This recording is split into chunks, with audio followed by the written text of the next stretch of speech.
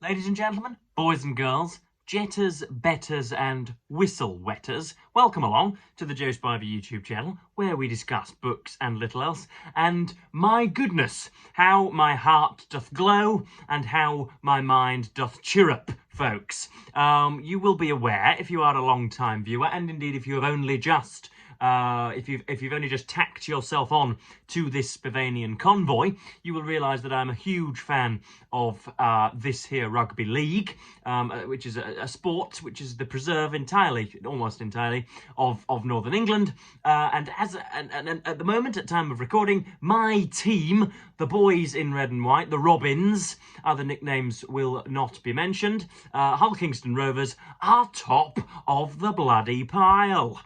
We have played 5 games and we have won each of those 5 games, mostly in a magnanimous and indeed merciless manner. So we're top of the pile, and so because sport comprises at least 75% of my mental well-being, I am on a good footing this Monday morning. So that gets 2 thumbs up from me, and that's about it. There is I will mention he's not there at the moment, but I record these videos looking out upon bins of different variety, a heterogeneous row of bins, some black, some blue and some brown, but all of equal value under the law, I'm sure we'll agree. I look at a sort of emaciated hedge and then a sort of L shape of apartments similarly built to mine, and in the other end, it's more of a sort of C shape, it's more of a C shape, and at the latter end there is a high balcony on the 2nd floor. I'm on the ground floor, then there's a 1st and a 2nd, and indeed a roof, which is probably only frequented by the wives of protagonists of canonical literature. But on the 2nd floor balcony, there is a man similarly unemployed to as myself, who dons only a dressing gown between daylight hours and probably goes out and puts sex workers in his boot after that, but in daylight he only wears a dressing gown and smokes like a trooper, smokes like the proverbial, and does so on his balcony, and looks down and presents a haunting vista to the onlooker, and he's only just gone back inside, and so hopefully we can get this video done before he comes back. Quite why it is that I've never mentioned it before, I don't know, but often I conduct these videos with his soulless eyes glaring down at me and affecting my every syllable. But he's not there now, so all's well. So if I do perish, then you know why. But I do, believe it or not, have closer and slightly more consequential things to discuss on this cloudy Monday morning. I have been reading for the last few days the major works of Samuel Johnson, would you believe? And it's been cheering, it's been challenging, it has been jarring and confusing. He exercises the mind like few others do, but I do have a few quotations to show you because I've been reading quite a lot of him, and obviously I felt rather guilty because I bailed on Boswell's Life of Johnson after just 300 pages, because it was it dwelt too lightly on the distinct issues of his life.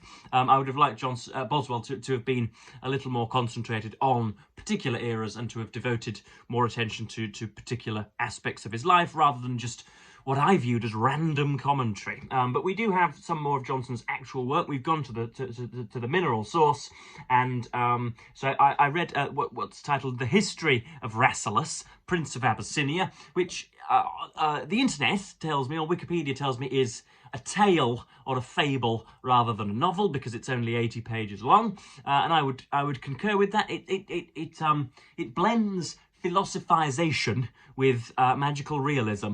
So you have a Prince of Abyssinia who is in what is called, capital H, capital V, a happy valley, where all responsibility and all charges and all difficulties are stowed in the overhead lockers, and only delights are enjoyed. There is absolutely nothing else to take one's fancy. You do what you like, and you are with your brothers and your sisters, and you await the time when, indeed, the presumed king of Abyssinia, drags you up from the cornucopia.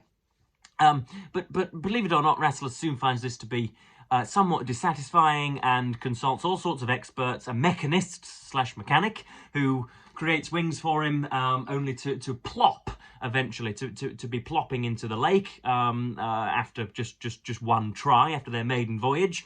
And he also befriends Imlac, who is a poet who has been abroad and has come back since with very many, what should we say, edifying lessons. And as a result, himself and Imlac burrow their way out of the very high walls in this valley, as is always the case with valleys, I'm sure you're aware. And they manage to burrow their ways out, but on the way out, they run into Nekaya, I believe is her name, which is the sister of Rasselas, one of the sisters, and they each go ahead and try out the world, essentially. They give the world one go around to try and find themselves. I think the phrase that Johnson uses a lot is the choice of life. Will I be a merchant? Will I be a philosopher? Will I be a seamstress? What will I do? And that's what Rasselas and Nekaya do. Of course, it's a privileged perspective because they can sell the gems which they have been given from birth and live happily. But you can see what Johnson's driving at, and it is the thing that you notice most immediately when reading Johnson is his attention to syntagmatic detail. So every paragraph is almost, I've said this with Trollope before, almost arithmetically perfect. You have a positive, then a negative, then a positive, then a negative, then two positives, then two negatives, and they counterbalance and counterweigh perfectly. And the example that I'm going to show you is, it's hard, again, as I've said in the past, not to read Johnson instructionally. It's hard not to view him as a bit of a pedagogue, just, sprinkling wisdom from up on high, down upon us lowly subjects. But it's hard to not to read him like that, and I think, in fact, maybe impossible, because I usually don't go in for all of that philosophy lark, capital P. I don't like it when somebody has chin-stroked in the Mediterranean mornings and sees fit to commit their findings to paper, only for it to be inadequate bilge. But thankfully, Johnson's is rather decent. This is everybody's himself. Rasselas and Nekaya are discussing marriage. Nekaya has been with couples and their children and has found that most domestic situations are dissatisfying. She says, I cannot, and Rasselas, as a result, thinks that indeed that marriage might be a strange thing to embark upon. I cannot forbear to flatter myself that prudence and benevolence will make marriage happy. The general folly of mankind is the cause of general complaint. What can be expected but disappointment and repentance from a choice made in the immaturity of youth, in the ardour of desire, without judgment, without foresight, without inquiry after conformity of opinions, similarity of manners, rectitude of judgment, or purity of sentiment. Such is the common process of marriage. A youth and maiden meeting by chance, or brought together by artifice, exchange glances, reciprocate civilities, go home and dream of one another. Having little to divert attention or diversify thought, they find themselves uneasy when they are apart, and therefore conclude that they shall be happy together. They marry and discover what nothing but voluntary blindness had before concealed. They wear out life in altercations and charge nature with cruelty. Gorgeous stuff. From those early marriages proceeds likewise the rivalry of parents and children. The son is eager to enjoy the world before the father is willing to forsake it, and there is hardly room at once for two generations. The daughter begins to bloom before the mother can be content to fade, and neither can forbear to wish for the absence of the other. Surely all these evils may be avoided by that deliberation and delay which prudence prescribes to irrevocable choice. In the variety and jollity of youthful pleasures, life may be well enough supported without the help of a partner.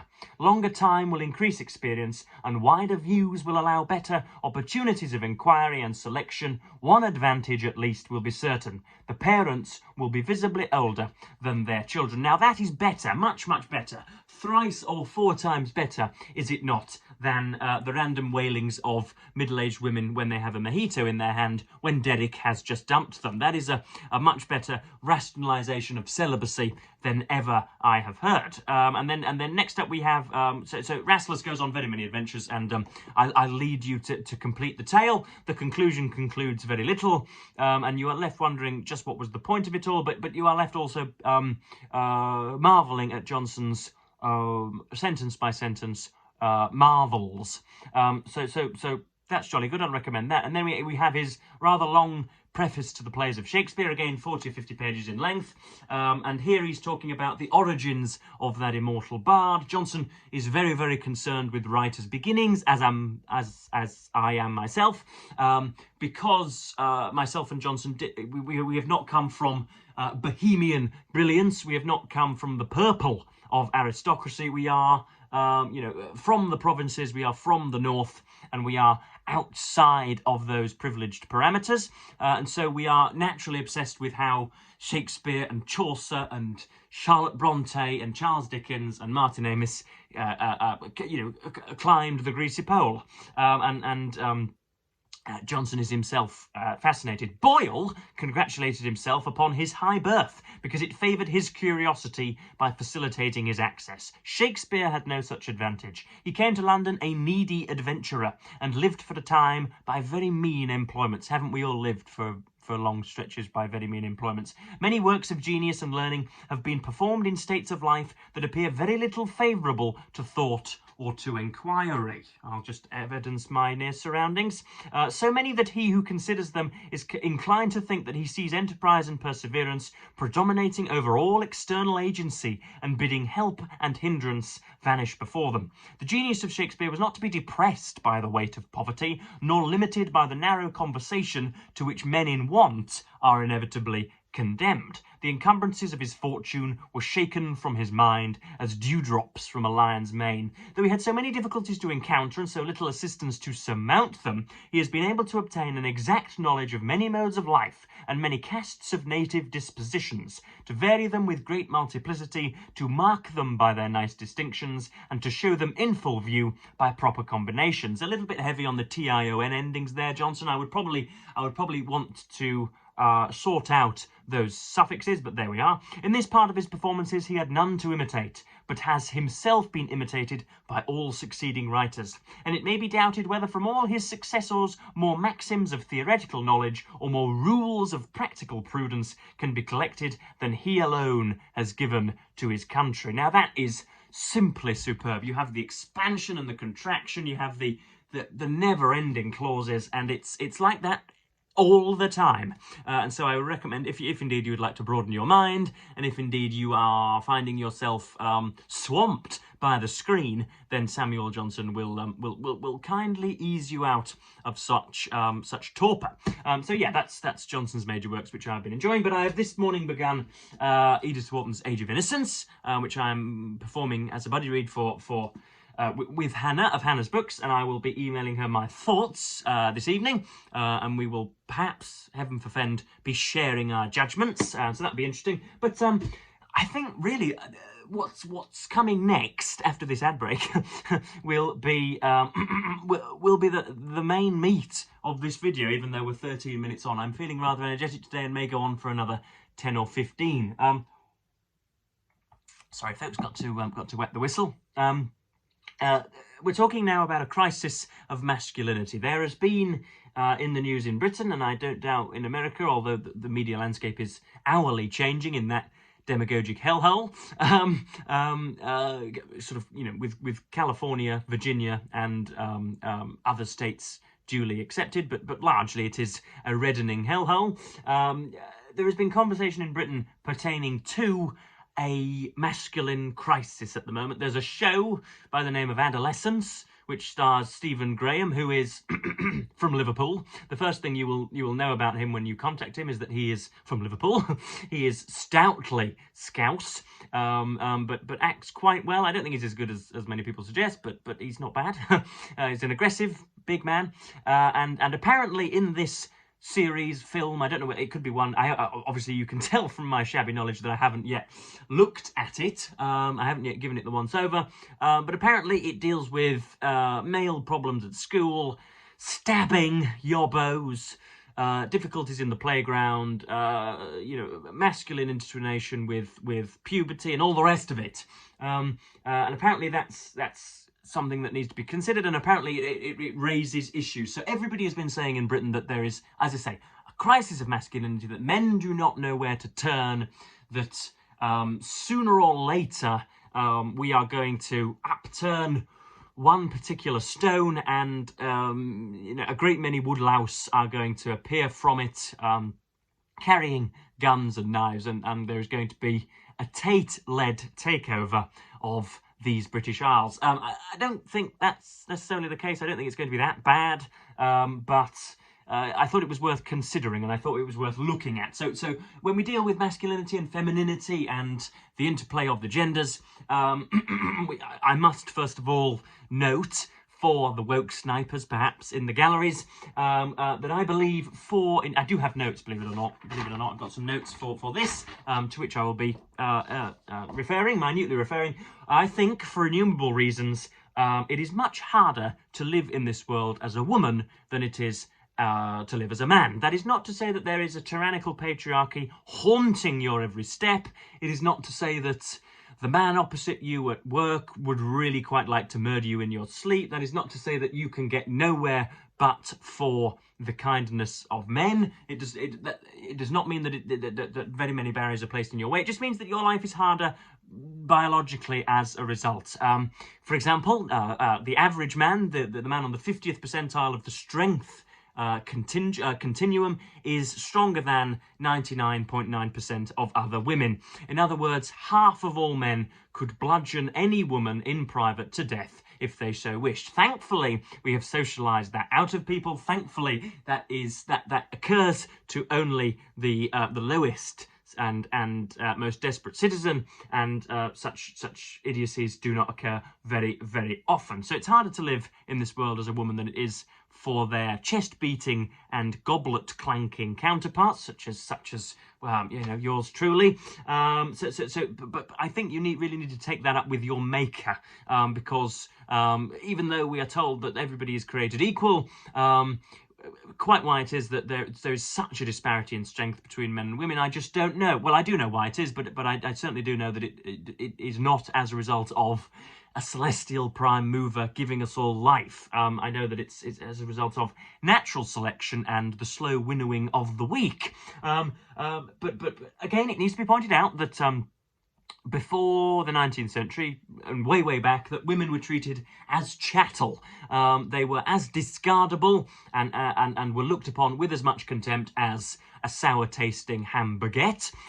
It is only in the 20th century, it's only in the 19th century that they get sort of something of an intellectual enlightenment, almost, although I'm aware that of course, these ideas were circulating before and after, but it's only in the 20th century, especially, that you damned women, you sods, get legal parity, equal treatment under the law, and that's again jolly good, double thumbs up.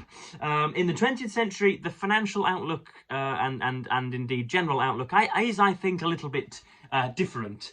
So if indeed you do believe that there is a tyrannical patriarchy that wants to smash you down with a hammer at every turn, kindly look upon the financial outlook of women between the ages of 20 and 30 and men between the ages of 20 and 30, because women are doing better than men between the ages of 20 and 30. If that is not an utter refutation of that bilge, that patriarchal bilge, then I don't know what is. So that's again something. I'm just getting all this off of my chest because I know that I have very many considerate subscribers, but some people have tended to take me the wrong way in the past, and some people have had the folly to contradict me. Can you believe? But every day female representation gets better. I know that men still loom large, and they still head FTSE 100 companies, and I know that that largely it is men that have the squintillions, but it is only 20 or 30 men that have those squintillions, and the fact that Elon Musk has, 400 billion in his back pocket makes not a jot of difference to my life as a man in the darkening regions of East Yorkshire. But yeah, technology is tightening the gap, of course. There are fewer manufacturing jobs where men can use their bulk, and most of us, like it or not, are going to be brain workers in the future. And so, yeah, as I say, the gap between men and women is shortening or tightening, which is, I suppose, is a jolly good thing. With that being said, of course, the gentleman whose name comes most readily to mind when we discuss masculinity and the fall and the rise and the malevolent applications of such characteristics, the name that comes most readily to mind is Andrew Tate. Now, if, thank the gods, you have been under a digital rock for these last 5 years, then you may not know who he is. He was, in fact, I really needn't describe who he is. He was a boxer, a cage fighter, then he was on a reality television show, and now he has weaponized short-form content to an undue degree. Now, we will get back to short-form content because I believe that definitely plays a part. When we are on such content and when we are browsing, I myself don't touch TikTok and very, very seldom look at Instagram Reels or anything like that. Only when if there is a particular interview from conducted by a journalist of a recent sports star, I'll look at it, watch the 20 minutes, and then I will not commit the vice of scrolling down, because I know that all humans are thus imprisoned for at least upwards of 45 minutes after scrolling down once. But when the putative human being, when one looks at short-form content, when one is scrolling, and when we ingest content on there, and when we honour a 15-second post with our like, are we thereby offering our own long contemplated approval of that? If all these young boys between the ages of 25 and 16 are looking at Andrew Tate's content and double liking it, are they really in moral accordance with whatever it is that they have seen? If indeed you watch somebody stripped of all their flesh in Egypt as a result of homosexuality or whatever, and you like the video, are you necessarily saying, yes, brilliant, let's do that more? No. It is a natural response to something which you find maybe moving, maybe exciting, maybe stimulating. We are not necessarily, when we like a video, when we have liked Andrew Tate's content, if indeed we ever have,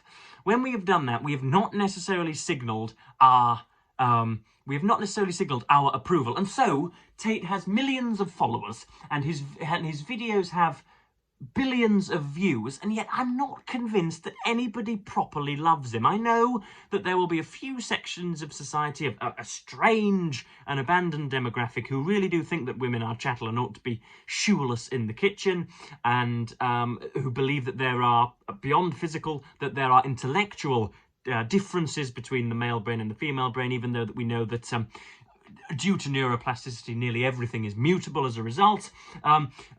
But beyond that, I'm not sure how popular he is. I know that he's well known and revered in some circles, feared in others, but I'm just not sure that there is a great wad of people who hang on his every word, like they undoubtedly do with Jordan Peterson, like they do with Douglas Murray, like they do with Nick Fuentes in some circles. I don't know. I really don't know. I think, in other words, that short-form content popularity is built on a mound of skulls rather than a mound of something more substantial. I think it all comes crashing down rather quickly, as we see with these fools that commit content. Of course, we must look at the emasculation of society in certain circles. So I myself, as well, we're going to get specific in a moment, but I myself, as well, have been through the ringer of tertiary education in the United Kingdom. I attended the University of Manchester and looked to obtain a degree for a short time in English literature, and never has masculinity been more systematically derailed. There is, I think, the reddest conclave of hell and purgatory is reserved for those woke maniacs who have, for the last decade, done more than anybody ever, more than any other group ever, to, as I say, derail masculinity and demonize every masculine, decent or indecent, every masculine trait. There is a red circle of hell reserved for those people who are now decrying the emergence of Andrew Tate. If, for years and years and years, I'm starting to sound like Douglas and Farage here, aren't I? But if for years and years and years you have told men that they really oughtn't to exist, if indeed you have told them that nearly every scintilla of their personality comes as a result of brutal societal impositions, if you tell them that they are inherently evil around every corner, do not be surprised if they throw that back in your face. And they are doing so with aplomb at the moment. And this happened really before I went to university. Don't even get me started on microaggressions, Jesus Christ.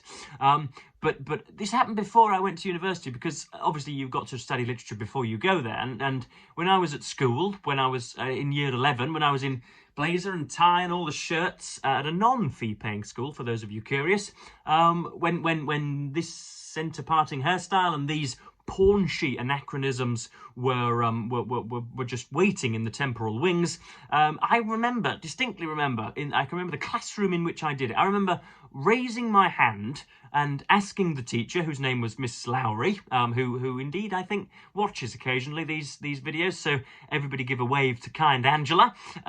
She instilled all sorts of literary decency in me, and I've carried them through to today. But I remember putting my hand up in year 11 and saying distinctly, Miss, all we ever do is write about how crap men are. And that is the case. Whatever we looked at, whether it was Jane Eyre, whether it was An Inspector Calls, whether it was Macbeth, whether it was the Alan Bennett's History Boys, whatever it was, the critical structures, the critical templates, the toolkits which we were informed to use, were able to manage to find a way to show us how terrible men were and how and how brilliantly moral all women were. And that seems to be such a strong totem of certainly of academia. And so I have a particular take on woke mania and the emasculation or the demonization of all capital M men. And so I wanted to get all that across as well, to show that I'm not ignorant of these matters. Personally, myself, I'm not the most masculine person. You can see I've got something of a chest brewing because I'm doing press-ups and I'm dieting a little bit better. I'm 6'1", so I'm tall, but I'm not the most imposing figure in the world. I never tire of becoming infuriated at women who think that it is a female preserve to be scared when alone in the dark at night.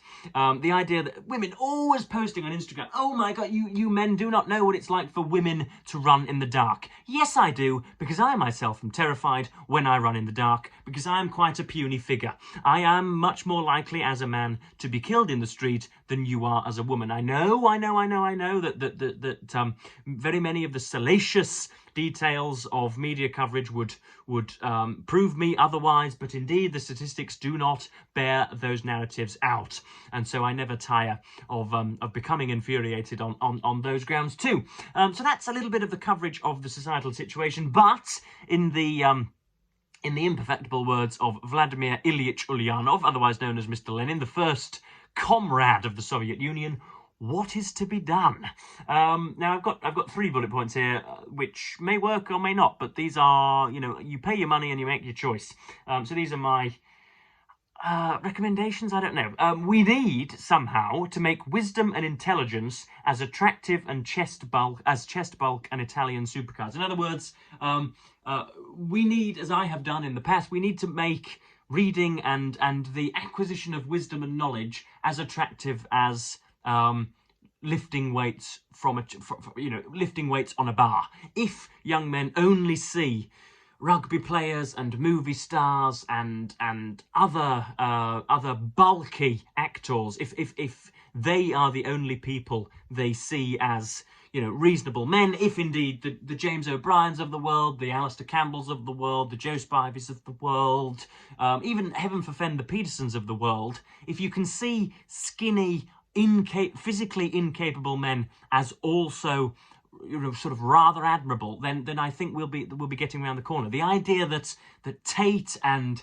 Vin Diesel and Dwayne Johnson and Triple H of the WWE fame, the idea that those guys are the only ones to whom we must look up is folly and will lead us down a dark path. The second bullet point, we need somehow, and this really is far-reaching and sort of attacks Thatcherite conservatism of the 1980s, but we need somehow to re-domicile manufacturing jobs and allow for one man or woman's wage to cater for the needs of 5 or 6, because there is nothing, I don't think, which is more emasculating than hearing from your father and your grandfather and his father before him, backwards and backwards and backwards to the times of the Norman Conquest, that all a man needed to do was to perfect a profession, was to master a vocation and a particular skill set, and then he would be able to earn enough to house a woman and loads of children, with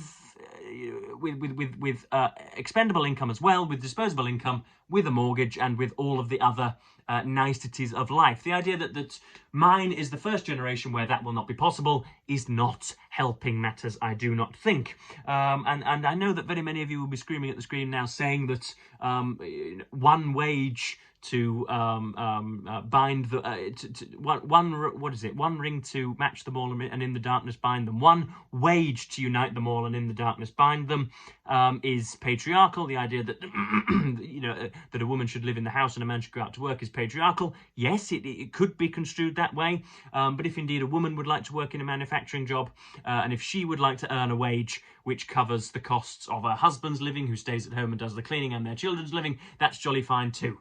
But because we've seen a diminution in living standards and in wages, and house prices have escalated, because there is economic strife at the moment, working class men, and it is usually working class men that get their bees in bonnets about these issues, working class men such as myself are failing to follow in the male tradition almost, and I don't think that is, again, a consequence of the patriarchy entirely. I think that's a veritably decent thing to pursue. And then the last bullet point, we need decent, competent, forthright role models in schools, more teachers who do not need to journey through the emasculating madness of university education, and indeed many more decent male role models in the public space. And I think there are enough. But I think they somehow need to be better instructed. And I think, of course, my usual advice is to sequester yourself away from short-form content and be a decent human being once more. But I didn't think to write those in the bullet points. So that is my coverage of the masculine crisis. Of course, it's convoluted and difficult and multifaceted and all the rest of it, and so I haven't done it as much justice as I would have liked to have done, but I think I've done a decent job. I've done a reasonable job, and I want to get your thoughts on it. In other words, my simple answer, or at least my simple take on this, is that there is not a crisis of masculinity, that it's overblown, and that men are looking in the wrong places for illumination and completion in their lives, but that it must be acknowledged that men have been somewhat pushed into the shadows also in certain circles. So yeah, that's my opinions on the matter. Andrew Tate is an execrable actor who deserves to rot in horrid circumstances. I hope I made that clear. And anybody who follows him, I hope they're receiving the medication they clearly require. So that's me done. I've never gone for much longer than 33 minutes, which hasn't been a live stream, but we've been chatting for half an hour, and I think that's enough. I hope that I've I don't know, stimulated conversation in the comments. That would be nice, wouldn't it? So yes, as per usual, folks, I am going to take another drink and probably have a little bit of a rest after this rant. And as per usual, thank you ever so much for watching, and bid you a fond farewell.